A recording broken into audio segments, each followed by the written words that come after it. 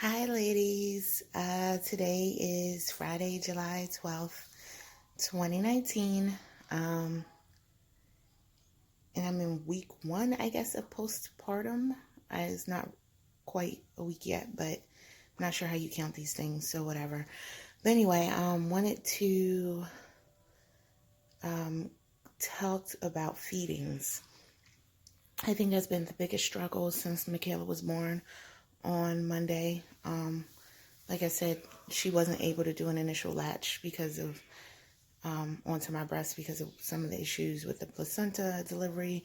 And then we didn't really get to feed her for the first 24 hours because of well, she didn't really eat until maybe 15 hours later due to some miscommunication and errors that happened at the hospital. But I try not to think about that, even though it does piss me off. But they told me she didn't really she didn't need to eat or what have you because they're very sleepy.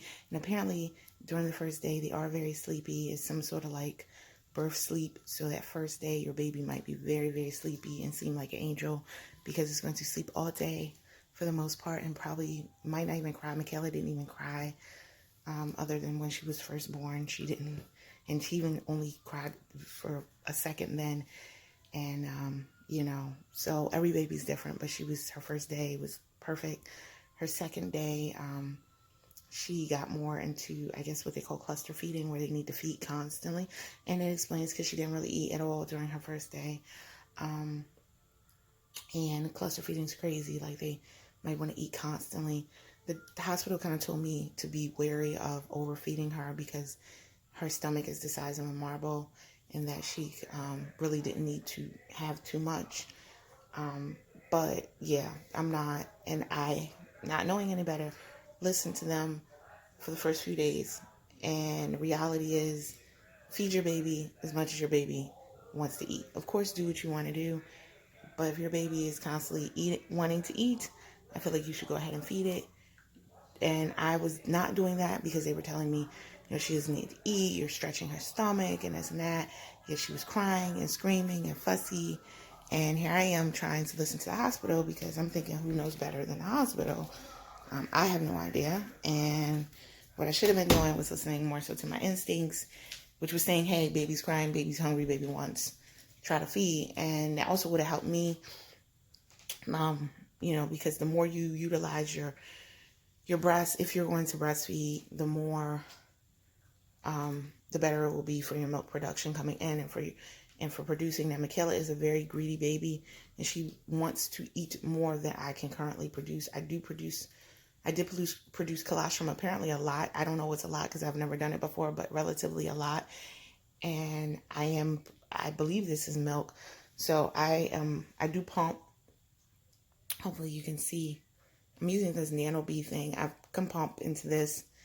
I use two, so I like put one on each breast and kind of pump. Haven't been able to fill that yet, but quite honestly, for the nano bee, you only need to get to like here, which is like 5 ounces, and that would have filled the whole thing. So this one, I'm like,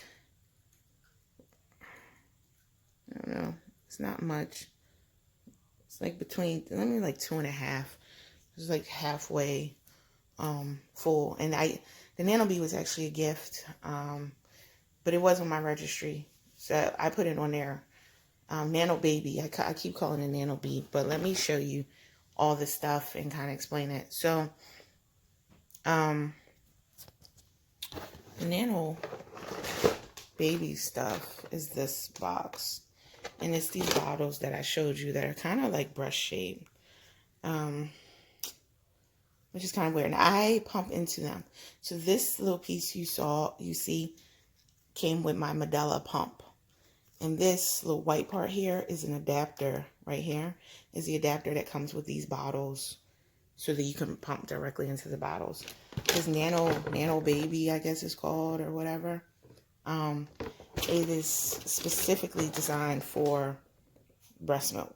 So this is if you're going to breastfeed. This is the starter set. It comes with a warmer. The warmer is not electric. It's just like a a bucket kind of that you could put hot water in and swirl around the bottles to warm it. It comes with the 4 of these breast shaped bottles that I showed you. It comes with the adapter to hook them up to a breast pump. I don't know if it works with anything except for the Medela. And I have the Medela, pumping style. Isn't that the one? Is that it? What do you guys, let me show you. Yeah. Pumping style advanced starter set. So, that's the Medela box. And it comes with all the stuff, the Medela pump and the bottles and the flanges. So explain what a flange is. This part, this little horn part, is the flange part that you put your breast and nipple kind of in, and you pump into it directly. All of this, I had no idea. So the Nano Bee comes with the bottles, and these bottles you can either store the milk in, or you could switch and put a nipple on and feed directly out of. Also comes with some freezer packs. This is starter kits, so of course you'd have to buy more if you want them. And it came with 2 pacifiers. You notice only one is in there because although I'm against pacifiers, I did try them on old girl out there when she started acting up one day. She spit it out last night. I tried to give her pacifier. She wanted food, and she had already had a lot, and I wasn't sure if it was hunger. I'm still trying to figure out hunger cues and all of that. And hunger cues are when they start scratching at their face or pulling at their face and putting their fingers in their mouth. Michaela always did that in the womb. Almost every ultrasound picture, her hands were in front of her face and her fingers were in her mouth. So she likes to suck anyway. It's soothing. I think a lot of babies do. But those are like hunger cues. She'll suck on her finger. She'll suck on her thumb. So I'm trying to figure out, is she just self-soothing? Does she just like to suck? Or is it, because if she just likes to suck, the pacifier works. Or is it more of a, like, she's hungry? So I'm still in a stage where I'm trying to figure that out. And learning what your baby wants is, I think you get a hang of it. I think, like, I know more today than I did on Monday when she was born. Like, today I can look at her and say, I think you're hungry, or it's time to eat. But even if it's time to eat, sometimes she wants to eat before every 2 to 3 hours. So then even in that case, I'm looking for these hunger cues, especially if you're breastfeeding. But again, Michaela likes to eat more than what I can currently produce. And my milk, I think this is still a mixture of milk and colostrum because it's still kind of yellowy white. So it hasn't come in fully yet. And I was told it takes like 10 days roughly for it to come in. But I'm pumping, as you can see from that. And here's the actual Medela pump. So what you do is you take these tubes, which are like connected down in a pump, and you just connect them into the top of the flanges. They literally just stick in here at the top like that. You can see it's in there, and then you could just pump. Pretty simple. You turn it on, it kind of does its thing. So you can't really mess that up. It's really just about what you get in, get out. But because I wasn't getting a lot out, I was also supplementing. So I am doing mixed feeding right now. My goal is to only do breastfeeding, but it's really hard and it's very emotional. And I've gone through a lot of emotions about it because originally I didn't think I could breastfeed at all. Then when I found out I could, I was like, oh, great, she'll only get breast milk. And then when I'm not getting as much as to make her happy, it's like, So, and also working on the latch because she latches, but she gets bored and then she doesn't latch. And so trying to figure that out has been, kind of stressful and emotional. And I'm not really sure why, but it is. Because I don't just want to pump, and it's okay. A lot of people are exclusive pumpers, but I feel like being an exclusive pumper, there's nothing wrong with it. It just kind of makes me feel like it's more of a cow. But it doesn't matter as much as if she's eating, but breastfeeding is more of a bonding experience. So she's eating and you get the bond. But I feel like when I'm just pumping into this thing, I don't feel like I'm getting that as much. But it doesn't matter because most important, she needs to eat. So I do continually try to latch her. And before I feed her, most times I will put her to my breast for a few minutes. I tend to favor the left one, so I can notice it pumps out more too. And so the one you use the most, if you should try to use them both, but using one, favoring one makes that one stronger. But even by that itself, it's still not what she wants by itself. So, so there's that. And I started trying to pump when I was in the hospital. They encouraged it. They actually brought me their industrial hospital strength Medela to pump with while I was in there, and they gave me a whole bunch of pumping supplies. In fact, they gave me this only works for the Medela. What's it called? The Medela Symphony, I believe, and that's the hospital grade one. They gave me like this whole kit of Medela Symphony stuff, mainly because you can't, like I had to use new stuff, and then no one can use the stuff after me. So they give you a new kit. But of course, if you don't have a Medela Symphony, like most people won't, because that's the hospital grade one, unless you just bought the hospital grade one. And I believe they're extremely expensive. You wouldn't really use these.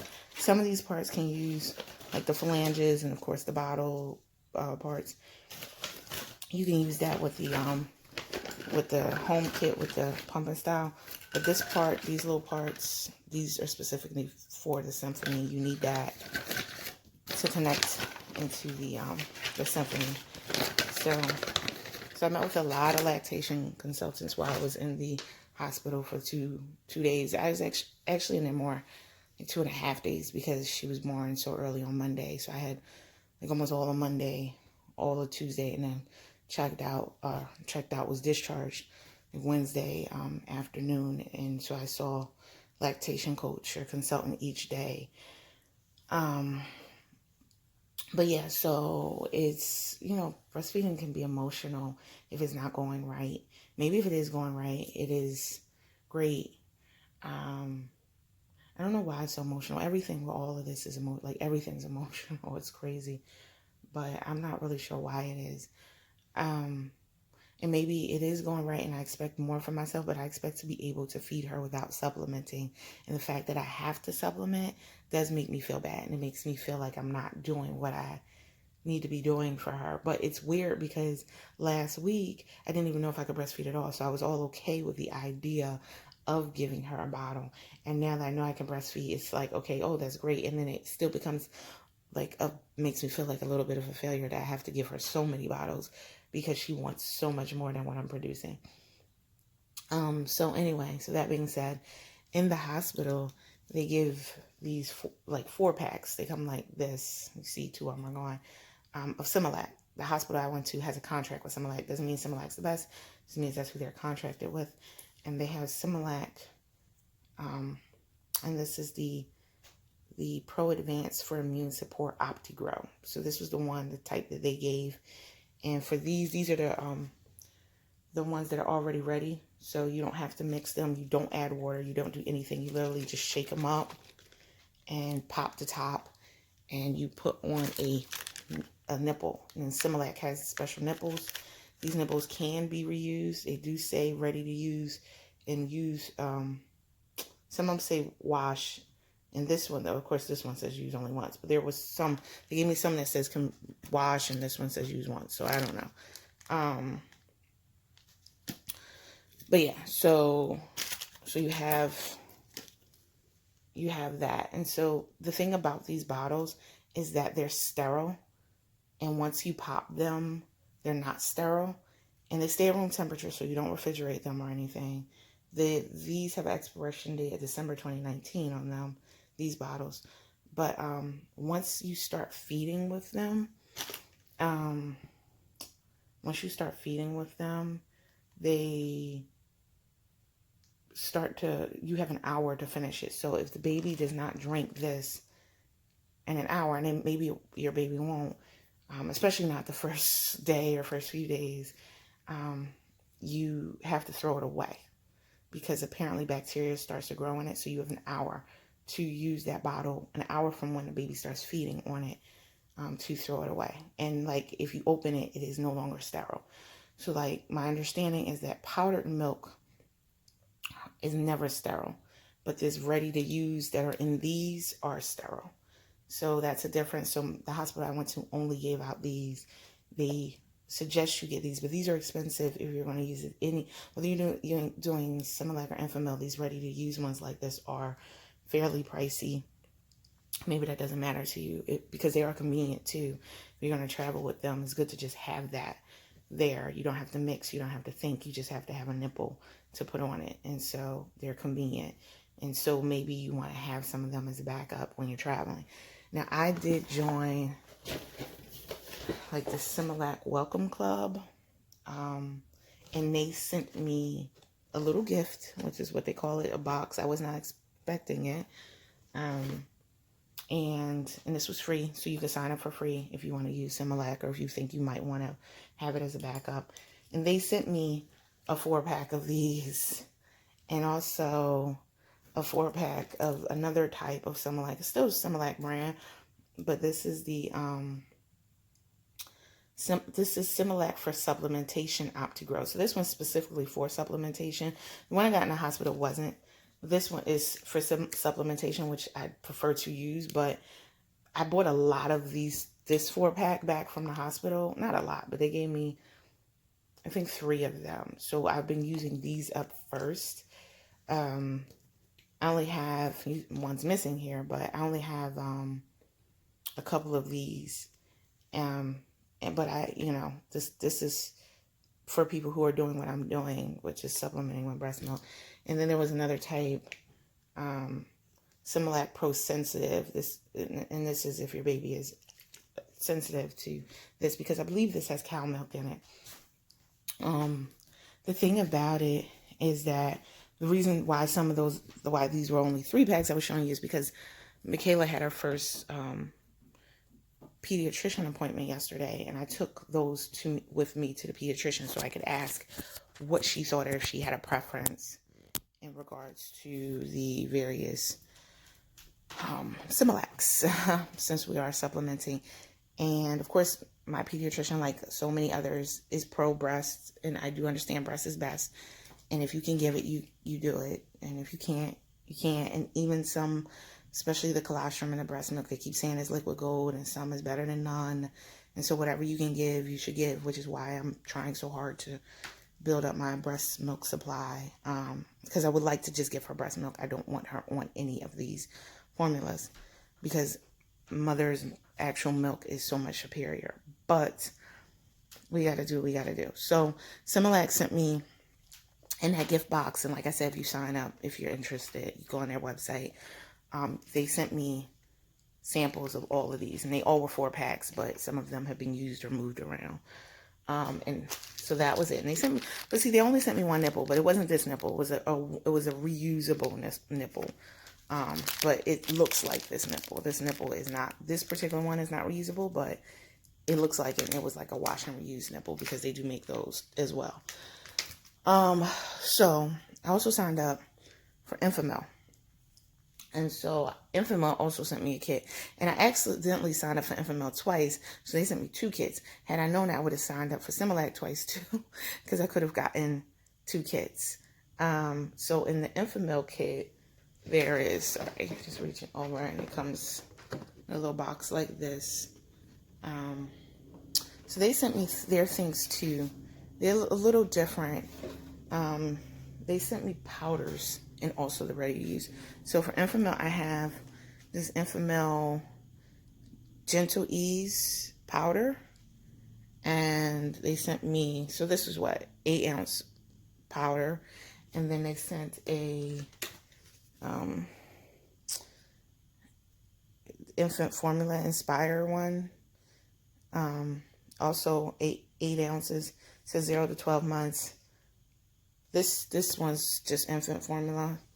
So it's supposed to be like, good. This is actually the one that my pediatrician for Michaela ended up saying she likes the best. She likes Enfamil over Similac. It does say on here that this is #1 recommended brand by pediatricians. However, I think Similac is #1 used in hospitals, just like Pampers is #1 used in hospitals. But I think that's just who gives the hospitals a good contract. I don't know if that means that's because they think it's the best. But like my pediatrician actually preferred, if we were going to do Enfamil, but she said really, really didn't matter, but she preferred the Enfamil Gentle Ease.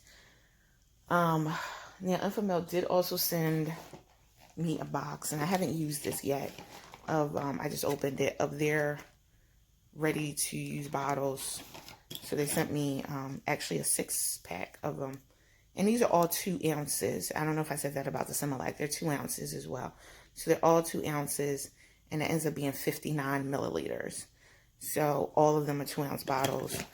And then Enfamil sent me their nipple, this is their reusable nipple. It's a slow flow nipple as well, which is good. So they, because they have different types of flows for nipples, but Michaela is very greedy, and she can eat. My girl can eat.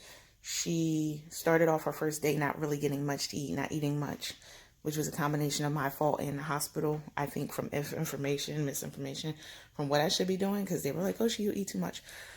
And then, so the second day I ended up not giving her too much, thinking that, and she screamed and cried, and she really should have been eating a lot more, because they start cluster feeding that day. They're used to eating through the placenta.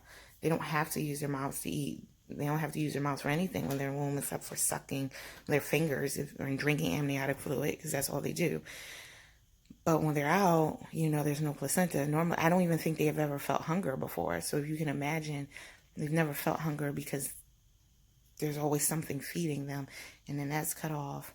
And then all of a sudden, here you are, where you're out in the world, you don't know what's going on, and you're hungry, and you're feeling hunger. And they may not feel it for that first day, but then they start, maybe they do. They may or may not, but it didn't seem like she felt it too much that first day, but by that second day, she was screaming, and they were kind of not wanting me to give her too much, and then I was also trying to breastfeed, and so with the breast, you can't really tell how much you're getting. You can only tell by poops and pees, and she, the second day was crazy, but they're also kind of cluster feeding, which is almost like a constant feeding, or feeding around the clock, and yeah, so that was a pretty stressful day, because I went from like, oh, my quiet little angel, she's going to be the best baby, to like, oh my gosh, she won't stop.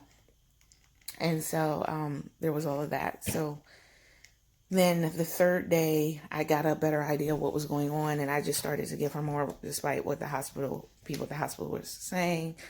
But that was still, was that Wednesday? I guess that was Wednesday. Yeah, which was the day we were discharged. I just decided I wasn't going, I didn't want my girl starving, and I couldn't, crying from hunger. Like, it wasn't working for me. And I was still trying. I know they wanted me to build up my breasts and to focus mainly on the breast, which is what I was doing, which is why maybe she wasn't getting what she needs to get, because she was still screaming. At that time, I wasn't supplementing. And then I was like, you know what? I'm going to supplement, because it's better than this. And I feel better about supplementing, because I feel good knowing that she's eating, but I would like to be able to do it build it up myself. And then on Wednesday, they tell me that she has jaundice.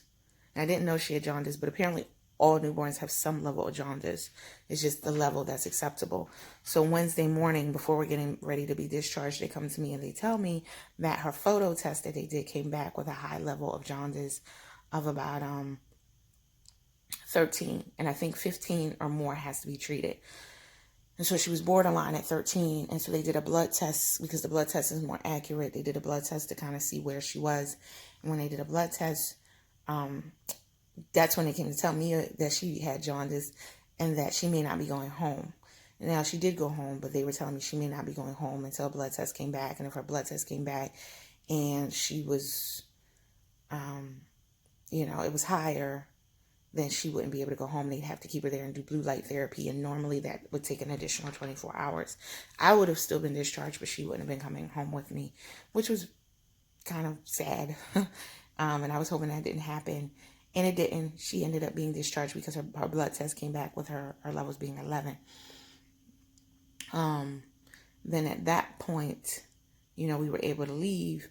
But what I found out was that I asked, what is jaundice? And there's some sort of breakdown of the red blood cells.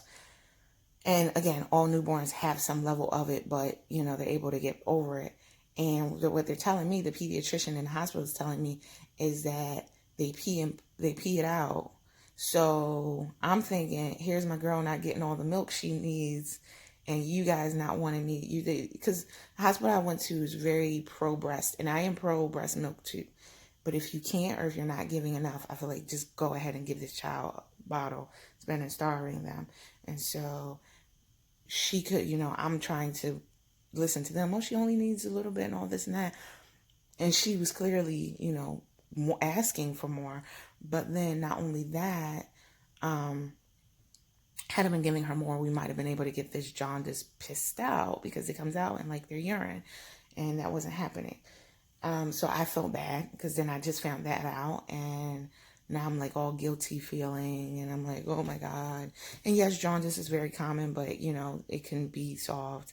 And they had noticed, I don't know. It was just, I just felt horrible about it. And so there was that. But we went home, and the next day, Thursday, which is now yesterday, she had the pediatrician appointment. I told her pediatrician all about this.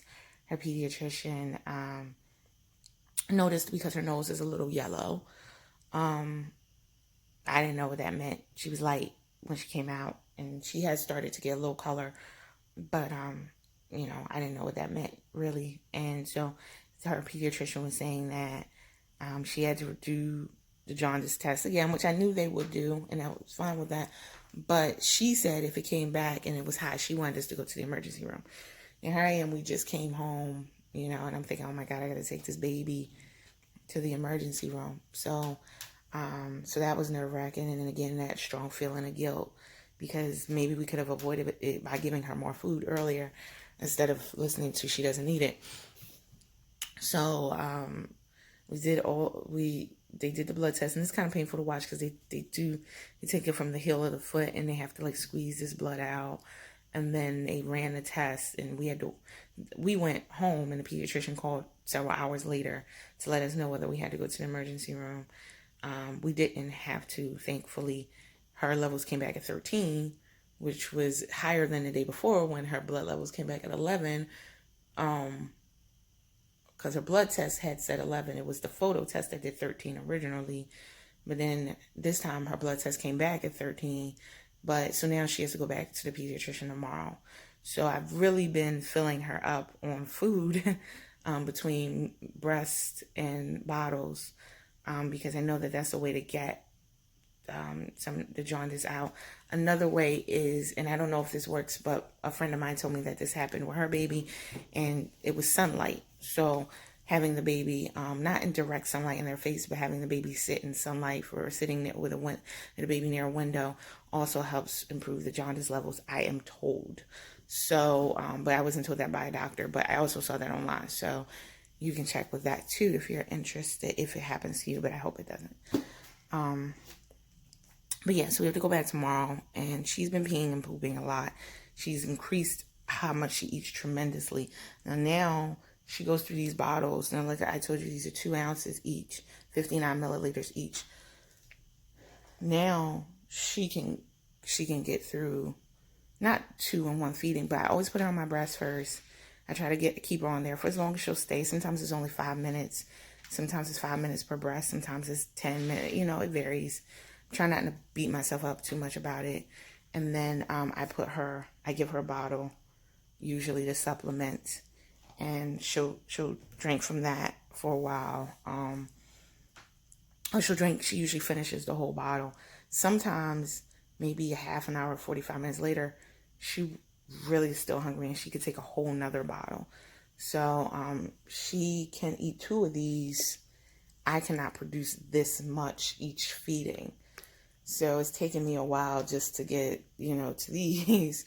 So this is why we're supplementing. I'm hoping as my milk continues to come in, I can do more. If not, get her off of it. I mean, maybe I'll never get her off of it. I don't know. But I'd like to do a lot more, because I'd like her to primarily be on breast milk, which is free and it's superior. And 2, it's a lot with these these formulas. I didn't know about the whole sterile, not sterile, and this going bacteria, and also powders like this, even though they're pediatrician like this one, powders aren't sterile, but they do make these ready to serve packs. There are these bottles in this Infamil Gentle Ease.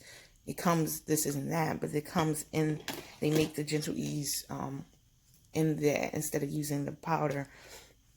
I don't know, I've never done a powder, but the powder sounds scary because I know if you don't mix it right, the baby might not get everything the baby needs, and and it's like, I know it's not really rocket science because it has instructions, but it's also like the water, and I just want it to be easy, and I don't want to make a mistake. I already feel like I messed it up with her not initially latching and getting on the breast immediately, and then not getting as much food. So I already feel like out the gate I messed up, so I don't want to mess up anymore. So I don't know. So I'm actually leaning, even though Infamil sent me this, and I do have 2 of these because I got 2 packs, so I have double of everything they sent me, but I'm tempted to not use the powder at all because I'm afraid of it. I don't know if that makes sense, but I'm just afraid to mess it up. So I know people use, and the powder is significantly cheaper than using the ready to serve bottles, but they do make the ready to serve bottles in this Infamil Gentle Ease, which is what the pediatrician likes. And they also have these 30, I haven't purchased them, but I saw them on Amazon. They have 32-ounce bottles that come in a 6-pack of 32-ounce bottles that are already ready, so you don't mix them with anything. You just pour them into a bottle. So they're not these pre-filled bottles, but you pour them into bottles. And I do have a whole set of Dr. Brown bottles also, so I could use that. So I'm not really sure. Of course, the 32-ounce 6-pack is cheaper than these pre-filled bottles, but not as cheap as the powder. This powder. And like I said, I have 2 types of Infamil powder. The doctor also told me that we could use, because since I have Similac and Infamil stuff here, I asked her, could I use it? What could I use? So she said I could use all the Similac stuff up and then transition her to the Infamil. So it wasn't a problem to continue using the Similac. And so I'm going to use Similac first and then go to Infamil. But yeah, that's really the story. Is everything, it's a lot of hormones with giving birth and babies and taking care of them and not getting sleep and, trying to be on a schedule or get them on a schedule, or realizing there's a lack of schedule. We've only been home for 2 days. A friend of mine asked me how are we doing the schedule, and I'm like, what schedule? Like, I'm trying to do a 2 to 3 hour schedule, but I'm also trying to let her dictate it by her needs, possibly because of my guilt of how she wasn't getting what she needed before. So I don't know. So I'm trying to keep her to schedule, but if she wants to eat more than what I'm, scheduled, then I'm trying to give her that too. So I don't know. But that's breastfeeding, how that's going for me. So I know there's a lot of things that people recommend, like eating oatmeal and the mother's milk tea and fenugreek and all that stuff. And I showed you some of the samples of free things I've gotten from various companies with all those kits. So I will try all those things, the tea and oatmeal. And one of the nurses at the hospital told me to drink Malta, Malta. They sell them in a lot of bodegas. I don't know if people know what those are, but they're like corner stores. So if where you live they have that, I don't know if it works. I'm just saying that one of the nurses said that it will help. My mom breastfed me for the first year. She swears by Almond Joys and Mounds, which I find totally disgusting. Of course, they sent me some Almond Joys and Mounds. She said it built up her breast and supply and made her milk creamier and thicker. Maybe it did. I don't know. The pediatrician told me not to drink a lot of dairy, although these things have milk in them, so I don't know, cow milk in them, but not to drink a lot of dairy because it can, affect Michaela. Also not to eat a lot of broccoli, cauliflower, cabbage, or chickpeas, apparently. So hummus, chickpeas, stuff like that. she did say I can have almond milk, so it made me think that she was on the almond thing too. My mom swears behind almonds. Another thing that I know you can do is put warm compresses on the top of your breast and over your glands, the milk producing glands are up here, and they're actually in the areola behind your nipple. So that helps, and when I do that, it tends to actually make milk just come out. Then I have to deal with her latching because we still have the latching issue. So it's me producing and her latching. So it's a combination because sometimes she gets frustrated and she just won't stay latched, and then latching onto my nipples. They're like, again, TMI, but if you're watching my videos, oh wow. Like my nipples are like flatter, and so for women who have flat nipples, you know, don't feel bad because I do. And they come out, but they have to be stimulated to come out, and so they're not always like poking out or whatever. It has to be cold or stimulated, and they will come out. And so I tend to help them come out before having her latch, and then she'll latch. But if she doesn't stay latched, you get bored, I'm bored, and so they go flat again. Essentially, I can't control that. And so then she's upset, and then we're starting the process over. They did tell me about a nipple shield. I did try to use nipple shield in the hospital. We weren't able to get her to latch with the nipple shield. I tried it several times at home. I still haven't been able to get her to latch. I will continue to try latch with the nipple shield. I can get her to latch temporarily without it. I haven't ever been able to get her to latch with it. So yeah, so because I would like to get her to latch, so there's that too. One of the lactation consultants at the hospital suggested that I rent the Medela Symphony, which is the hospital grade Medela.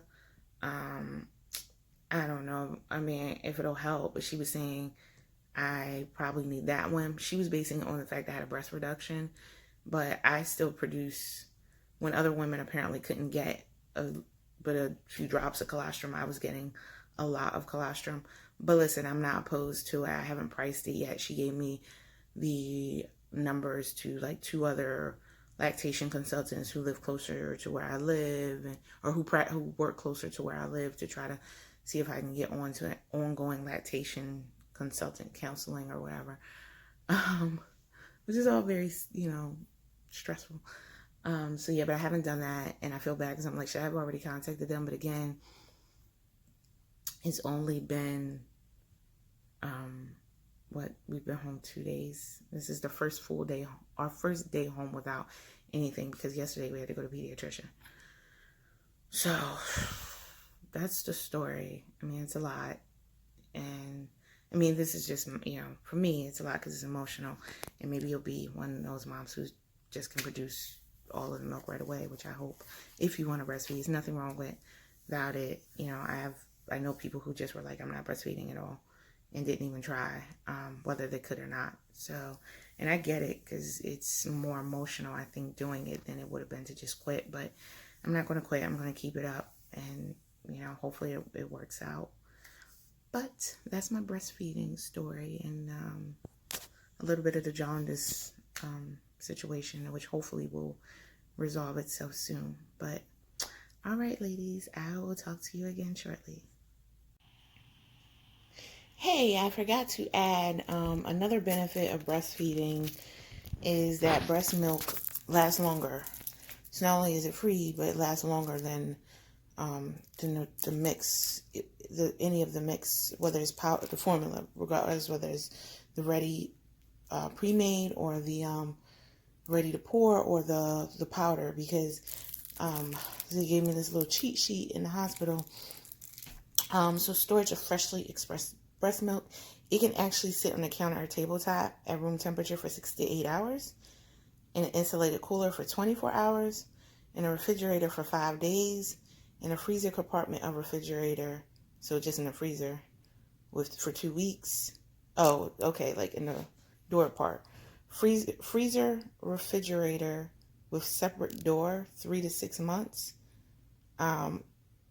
Or chest or upright deep freezer. Also, you could put it in, if you have a deep freezer, you put it in there for 6 to 12 months.